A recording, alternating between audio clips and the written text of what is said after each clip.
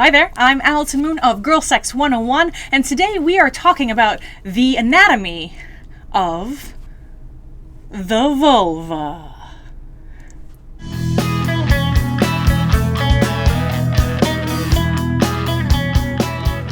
So understanding sexual anatomy is important just because you own a body, and that's important, but also for communicating with your partner. It's much easier to say, can you put more pressure on my labia, than it is to say, like, hey, can you put more pressure on the part of my body that does that thing with the stuff and the heh?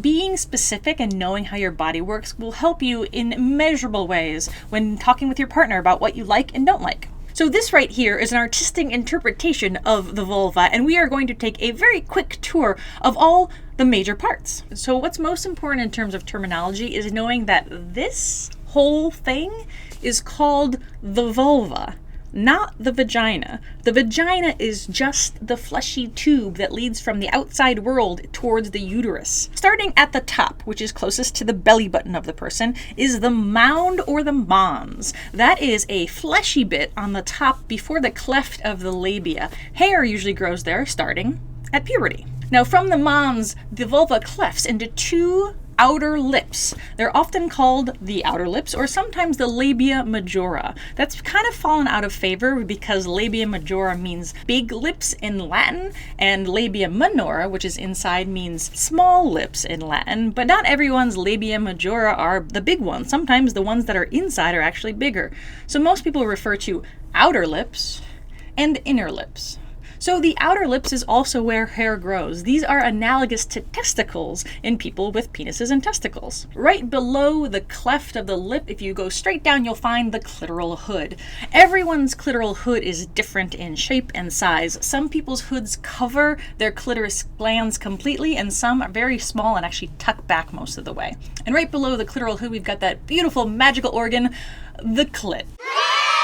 So what we call the clit is actually just the tip of the iceberg. The clitoris itself is a mostly internal organ. And I'll talk about why that's important to know in a future video. So the clitoral glands is analogous to the tip of the penis. There are a ton of nerve endings right in the clitoral glands. This is where most people who have clitorises receive the most amount of pleasure during sex, and usually where you want to focus on or around during oral sex and using your fingers. The clitoris is erectile tissue, just like the penis, and sometimes it needs to warm up a little bit. During sex, usually a lot of general touching and pressure is a lot better than direct, intense clitoral stimulation right away.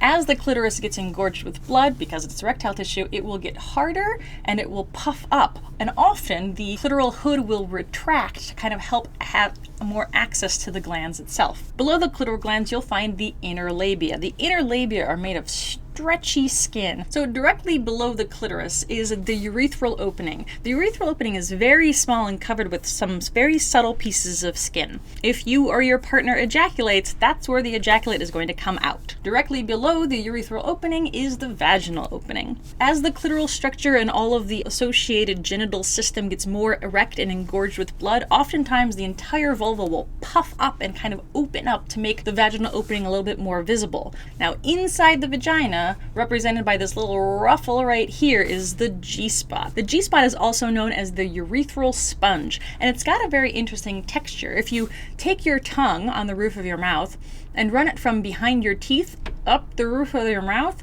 you'll feel right behind your teeth, your palate will get a little bit more of a kind of brain coral kind of rough texture. That's very similar to what the G-spot feels like when it's engorged with blood. The G-spot, when it's engorged, usually dips down inside the vaginal opening, and it's usually found about 1 to 2 knuckles inside on the belly side of the vagina. Some people really like G-spot stimulation, and some people really, really don't.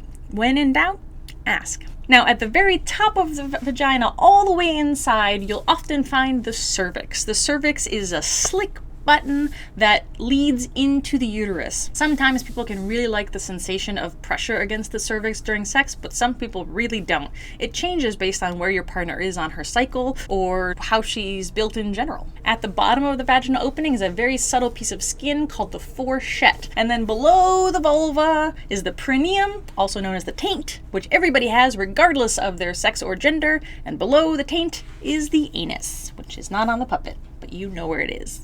So there you have it, the very bare bones basics of vulva sexual anatomy. I hope that clarified some things. If you have any more questions about anatomy or what to do with it, let me know.